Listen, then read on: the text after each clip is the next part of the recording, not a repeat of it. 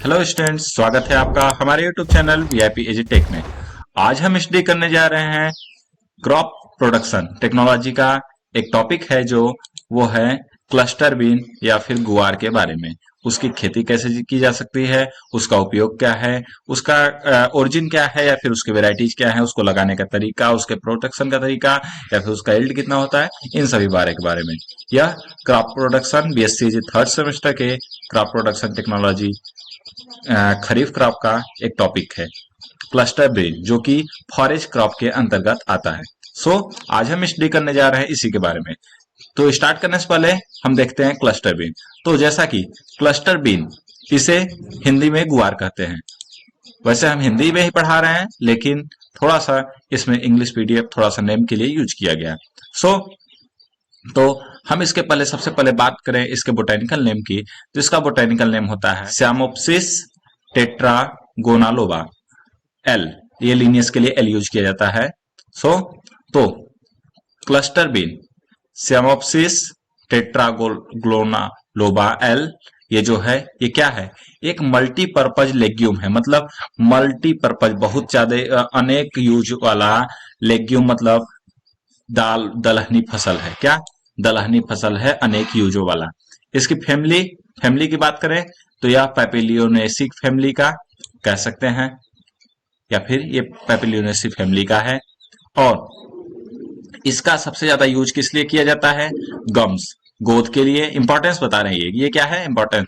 गम मतलब गोद, बीज के लिए, इसके फॉडर मतलब चारे के लिए, और इसका सबसे बड़ा यूज ग्रीन मैन्यूरिंग के लिए, मतलब हरी खाद के लिए इसका यूज किया जाता है। तो कौन कौन सा यूज हुआ इसके यूजेज में, इसके गोद का यूज होता है, इसका बीज का यूज होता है, इसे चारे के रूप में यूज किया जाता है, और इसका यूज ग्रीन मैन्योरिंग के रूप में होता है। इसे हिंदी में ग्वार कहते हैं। नॉर्मली हम सभी लोग जानते हैं ग्वार के बारे में। उसके बाद यह most tolerant, most drought tolerant crop है। क्या ड्रॉट टॉलरेंट क्रॉप, मतलब कि यह सूखे में भी हो जाने वाली फसल है। मतलब अगर कहीं सूखा पड़ा हुआ है तो अगर हम ग्वार लगा देते हैं तो यह अच्छे से प्रोडक्शन कर लेगा। तो उसके बाद बात करें तो इसका जो दाना है, क्या इसका जो ग्रेन है, यह बहुत ही ज्यादा न्यूट्रिटिव होता है। प्रोटीन की मात्रा बहुत अच्छी पाई जाती है, और फैट इसमें पाया जाता है। उसके साथ साथ इसमें मिनरल की भी मात्रा पाई जाती है। मतलब प्रोटीन, फैट मतलब वसा, और मिनरल मतलब ये जितने भी धातु अधातु या फिर तो जितने भी हैं वो सभी पाए जाते हैं। उसके बाद अगर प्रोटीन की बात करें सिर्फ, तो इसमें प्रोटीन 15 से 18%, प्रोटीन 15 से 18%। और बात करें फाइबर की, तो फाइबर कितना है, 25 से 30% है। तो उसके आगे हम लोग देखें तो इसका यूज ज्यादातर मेनली किस लिए वैल्यू किया जाता है, फॉडर के रूप में। क्या फॉडर के रूप में। सो तो जैसा कि हम देखें कि इसमें प्रोटीन की मात्रा, यह बहुत ज्यादा न्यूट्रिटिव होता है, वसा की मात्रा, उसके साथ साथ मिनरल्स की मात्रा पाई जाती है। और आगे बात करें तो इसमें क्रूड प्रोटीन, मतलब प्रोटीन की मात्रा 15 से 18%, और फाइबर की मात्रा 25 से 30% पाई जाती है। उसके बाद इसका जो मोस्ट वैल्यूएबल चीज है, वह इसे किस लिए यूज किया जाता है, इसे फॉडर के रूप में यूज किया जाता है।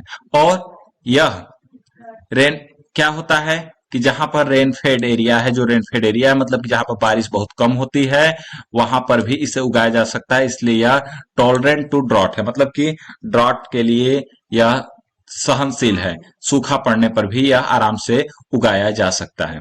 उसके बाद आगे बात करें तो यह अकेले भी उगाया जा सकता है। क्या it can be grown alone, या फिर मिक्स किया जा सकता है, सोरघम के साथ भी मिक्स करके उगाया जा सकता है, या फिर तो बाजरा के साथ भी मिक्स करके उगाया जा सकता है। उसके साथ कुछ इंडस्ट्रीज में इसका यदि हम उपयोग देखें, इंपॉर्टेंस देखें, तो इंडस्ट्रीज में उपयोग कहाँ कहाँ इसका यूज होता है, तो सबसे ज्यादा उपयोग इसका टेक्सटाइल इंडस्ट्री मतलब कपड़े के उद्योग में, कॉस्मेटिक इंडस्ट्री मतलब मेकअप पार्लर, ये सब जो होता है उसके उपयोग में। उसके बाद एक्सप्लोजिव मतलब कुछ विस्फोटक बनाने के उपयोग में, पेपर बनाने के उपयोग में, और फूड प्रोसेसिंग, भोजन के कुछ जो इंडस्ट्रीज होती है, फूड प्रोसेसिंग इंडस्ट्री, उसमें इसका यूज किया जाता है। ओके, तो इसके आगे देखें हम लोग तो क्या होता है कि इस समय क्लस्टर बीन जो ग्वार है, इस बहुत ही ज्यादा ये फॉरेन एक्सचेंज देता है हमारे देश को ये एक्सपोर्ट के रूप में, फॉरेन एक्सचेंज के रूप में बहुत ज्यादा कमाई हमारे देश को यह दे रहा है। उसके बाद क्लस्टर बीन करीबन 2 लाख हेक्टेयर में, कितना, 2 लाख हेक्टेयर में इस समय इंडिया में उगाया जा रहा है। कहाँ कहाँ के कौन कौन से राज्य मुख्यतः हैं, मतलब डिस्ट्रीब्यूशन है, मोस्टली राज्य कौन कौन से हैं, तो राजस्थान, हरियाणा, गुजरात, पंजाब, मध्य प्रदेश और उत्तर प्रदेश, उसके साथ साथ महाराष्ट्र, मतलब इन राज्यों में बहुत ही ज्यादा उगाया जा रहा है किसको, ग्वार को। उसके बाद इसकी ओरिजिन की बात करें तो ओरिजिन के बारे में भ्रांतियां हैं, लेकिन जिलेट के अकॉर्डिंग 1958 1958 में जिलेट के आधार पर ट्रॉपिकल अफ्रीका, मतलब अफ्रीका का सूखा रीजन जो था वहीं इसका क्या था, सेंटर ऑफ ओरिजिन, मतलब इसे शुरुआत में पाया गया था वहीं पर। क्योंकि इसके कुछ वाइल्ड स्पीसीज जो हैं, जंगली प्रजातियां हैं, अब भी वहां पर पाई जाती हैं। अब इसे हम बोने के प्रोसेस देखें, मतलब उगाने का प्रक्रिया देखें, तो इसके बोने का प्रक्रिया मतलब सॉइल एंड प्रिपरेशन, मिट्टी में क्या प्रिपरेशन किया जाता है, ये सब चीज के बारे में हम देखें तो ये क्या होता है, इट इज अ सॉइल रीस्टोरेटिव। क्या क्या यह मिट्टी को उर्वरक बनाता है, मतलब जैसे कोई मिट्टी बंजर हो चुकी है तो इसको रीस्टोर करता है यह। ओके, तो जैसा कि अब इसके बारे में और देखें तो इसके लिए सबसे ज्यादा अच्छा सॉइल के बारे में बात करें तो कुछ लाइट सैंडी, हल्की बलुई, या फिर तो एलुवियल सॉइल। एलुवियल सॉइल जो मतलब समुद्र नदियों के किनारे पाई जाती है, दोमट मृदा, साफ साफ हिंदी में बात करें तो। उसके बाद इसके लिए एडिक्वेट ड्रेनेज, मतलब ड्रेनेज, पानी निकास की अच्छी सुविधा होनी चाहिए, क्योंकि अगर पानी निकास नहीं होगा तो इसके ग्रोथ में दिक्कत होगी। Adequate drainage is necessary for its growth, मतलब इसके ग्रोथ के लिए ड्रेनेज अच्छी व्यवस्था होनी चाहिए। उसके बाद खेत को 2 से 3 बार हैरो करके, खेत को 2 से 3 बार हैरो करके, हैरो से जोत कर इसको बोया जाना चाहिए और खेत को अच्छे से लेवल कर दिया जाना चाहिए। 2 to 3 हैरोइंग। उसके बाद खेत को लेवल करना चाहिए और घास निकाल देना चाहिए जितना होता है उसमें। उसके बाद इसको बोना चाहिए। अब हम इसके कुछ वेराइटीज के बारे में बात करें तो ये वेराइटीज हैं, तो वेराइटीज वैसे नॉर्मली बहुत हैं, लेकिन क्या होता है जैसे कि FS227 पहली वेराइटी है, जिसका उत्पादन यील्ड देखें तो 30 से 35 क्विंटल प्रति हेक्टेयर, ने 30 से 35 टन प्रति हेक्टेयर। और क्या देखें, यह सभी जगह पर बोया जा सकता है, इसके लिए कोई ये जरूरी नहीं कि नहीं यहीं पर बोया जाएगा। एक है HFG 110 और HFG 156, यह भी सभी जगह बोया जा सकता है। इसको ये 25 से 30 टन प्रति हेक्टेयर उगता है। अगला वैरायटी ग्वार, गौरा 80, इसकी उपज 20 से 30, यह नॉर्थ वेस्ट, उत्तरी पश्चिमी भागों में बोया जाता है। उसके बाद अगला मरुग्वार, यह वेस्टर्न राजस्थान, 25 से 30 टन प्रति हेक्टेयर। और अगला बंडल ग्वार, बंडल ग्वार 2 और बंडल ग्वार 3, यह 30 से 35 क्विंटल, 30 से 35 टन प्रति हेक्टेयर इसकी उपज है। यह भी हर जगह पर बोया। तो इसके वीड मैनेजमेंट की बात करें, मतलब घास की बात करें, इसमें जितने भी वीड्स लगते हैं तो उसके बारे में, तो उससे पहले मतलब बुआई से पहले ही सॉइल में नाइट्रोजन की मात्रा 0.75 kg प्रति हेक्टेयर पहले से ही अप्लाई कर देनी चाहिए, जिससे क्या होता है सारे घास नहीं जमते हैं। और या फिर तो बीच में जब बुआई हो जाए तो वीड कम मल्चर से 3 से 4 दिन, मतलब कि 3 से 4 हफ्ते जब हो जाते हैं क्रॉप के, तो उस समय वीड कम मल्चर से इसे एक बार अप्लाई कर देना चाहिए, जिससे क्या होता है सारे वीड्स नष्ट हो जाते हैं। अब हम कुछ डिजीज और इंसेक्ट के बारे में बात करें तो डिजीज और इंसेक्ट के बारे में सबसे पहले डिजीज एक लगता है बैक्टीरियल ब्लाइट, क्या, जीवाणु वाला सूखा रोग, जिसका साइंटिफिक नेम है जेंथोमोनास सियामोप्सिडिस पी साइमोपिडिसिस। इसका क्या होता है, यह डिजीज क्या कैसा होता है, हल्का हल्का पानी जैसा लगा हुआ सोक्ड लेसन, मतलब जैसे लगेगा कि इसमें कुछ पानी भरा हुआ है, वैसे धब्बे आ जाएंगे। उसके जो लीव्स होते हैं नेक्रोटिक, मतलब मर जाते हैं।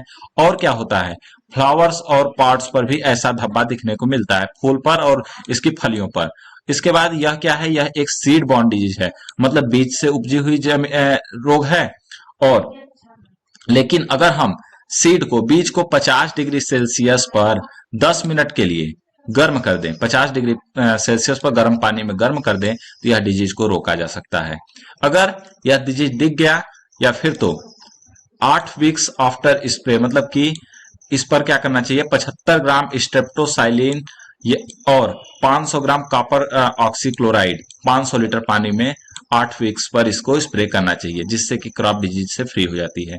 अगर ऐसा जरूरत पड़ा तो फिर से हम रिपीट करेंगे यही जो हमारा कंपोजिशन है, 75 ग्राम स्ट्रेप्टोसाइलिन और 500 ग्राम कॉपर ऑक्सीक्लोराइड 500 लीटर पानी में, जिससे कि डिजीज समाप्त हो जाए।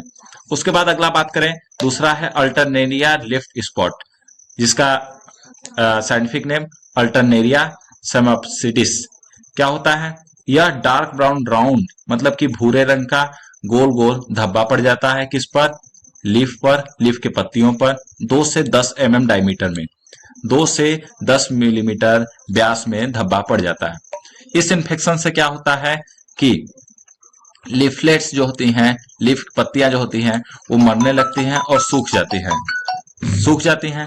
उसके बाद आगे बात करें तो प्लांट जो है इन्फेक्टेड हो जाते हैं अर्ली स्टेज में और फ्लावरिंग के समय यह दिखते हैं। इस पर हम डाई इथेन जेड 78 0.2% का 15 दिन के इंटरवल पर स्प्रे करें तो यह इफेक्टिव पाया जाता है। ओके, तो नेक्स्ट बात करें हम इंसेक्ट मैनेजमेंट की, मतलब कीट इस पे कौन कौन से लगते हैं। वैसे इस क्रॉप पर बहुत ज्यादा कीट नहीं लगते हैं, लेकिन कुछ समय एफिड का प्रकोप इस पर देखा गया है। तो एफिड को कंट्रोल करने के लिए 500 मिलीलीटर मिलेटोनिन और 500 ईसी 500 ml मैलेटियन और 50 ईसी 500 लीटर पानी में प्रति हेक्टेयर छिड़कने से यह एफिड समाप्त हो जाते हैं। उसके बाद हार्वेस्टिंग देखें तो हार्वेस्टिंग क्या होता है, यह क्रॉप जब फूल जाता है, पॉड फॉर्म हो जाता है, पॉड अच्छे से तैयार हो जाता है उसकी फलियां, तो 60 से 75 दिन बुआई के बाद यह तैयार हो जाता है, तो उस समय इसको काट लेते हैं। इसके बाद इसके हम यील्ड की बात करें, मतलब उपज की बात करें, तो यह 30 से 35 टन ग्रीन फॉडर, मतलब हरा चारा देता है प्रति हेक्टेयर में। ओके, तो यह रहा हमारा गुआर नेपियर ग्रास। वैसा हम फिगर देख सकते हैं, ये ऐसा कुछ दिखता है गुआर। और रही बात, यहीं पर हमारा आज का टॉपिक ये खत्म हुआ, क्लस्टर बीन, यह एक फॉरेज क्रॉप था। तो सो स्टूडेंट्स, बस आज के लिए इतना ही। उसके बाद हम अगले टॉपिक में मिलेंगे, अगला जो भी क्रॉप होगा उससे। धन्यवाद।